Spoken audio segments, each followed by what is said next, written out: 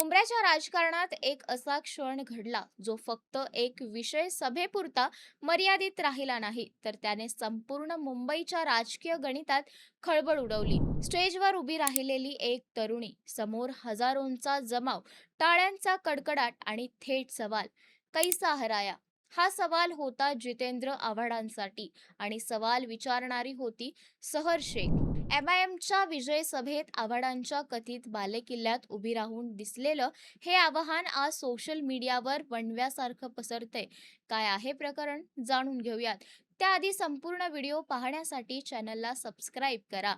नमस्कार, मी तन्वी सुनील आणि आपण पाहत आहात थेट वास्तव. मित्रांनो, जर तुम्ही कोणत्याही फॅकल्टीमधून ग्रॅज्युएशन करत असाल आणि तुम्हाला आय-टी क्षेत्रामध्ये जायचं असेल, आय-टी क्षेत्रामध्ये तुम्हाला जर करिअर करायचं असेल, तर स्क्रीनवरती दिलेल्या नंबरवरती तुम्ही कॉन्टॅक्ट करा. तुम्हाला योग्य ते मार्गदर्शन केलं जाईल. एमआयएम केवळ एक आक्रमक भाषणबाजी नव्हती, तर तो आत्मविश्वास होता एका नव्या राजकीय शक्तीचा.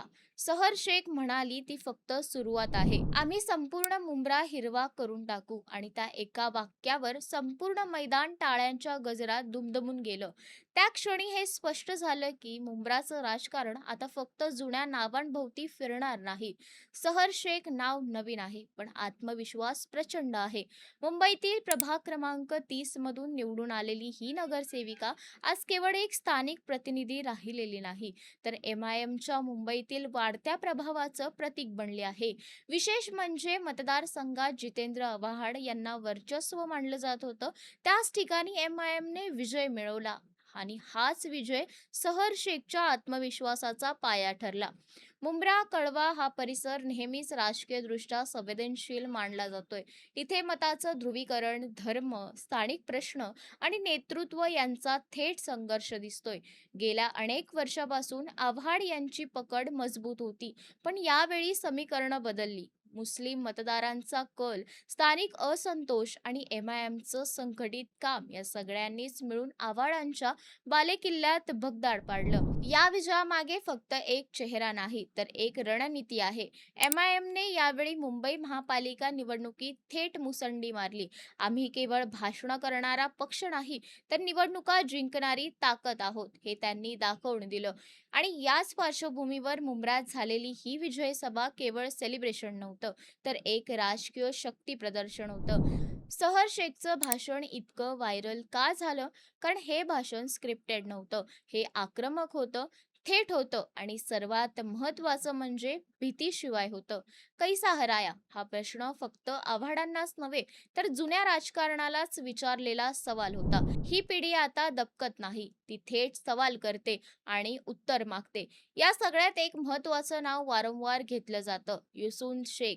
मग युसून शेख नेमके कोण आहेत? मुंब्र्यात एमआयएमचं संघटन मजबूत करण्यात युसून शेख यांची भूमिका महत्त्वाची मानली जाते. बूथ लेव्हलवर काम, मतदारांशी थेट संपर्क, स्थानिक प्रश्नांची मांडणी या सगळ्यांचं व्यवस्थापन युसून शेख आणि त्यांच्या टीमने केल्याचं सांगितलं जातंय. सहर शेख हा चेहरा आहे, पण त्यामागे उभा असलेला हा ग्राउंड नेटवर्क एमआयएमची खरी ताकद आहे. आव्हाडांसाठी हा पराभव केवळ एका जागेचा नाही, तर तो एक राजकीय इशारा आहे. कारण ज्या मतदारांवर वर्षानुवर्ष विश्वास ठेवला गेला, त्याच मतदारांनी यावेळी पर्याय निवडला आणि हा पर्याय एमआयएम होता. त्यामुळे सहर शेखचं भाषण आव्हाडांना जास्त बोचणारं ठरते, कारण ते भाषण विजयाचं नव्हे, तर आव्हानाचं होतं. मुंबईच्या राजकारणात हिरव्या रंगाची चर्चा नवीन नाही, पण यावेळी ती चर्चा फक्त घोषणांपुरती मर्यादित राहिलेली नाही. आकड्यांनी, विजयांनी आणि आत्मविश्वासाने ती सिद्ध होताना दिसते. एमआयएमने स्पष्ट संकेत दिले आहेत, ते मुंबईत दीर्घकालीन खेळ खेळायला आले आहेत.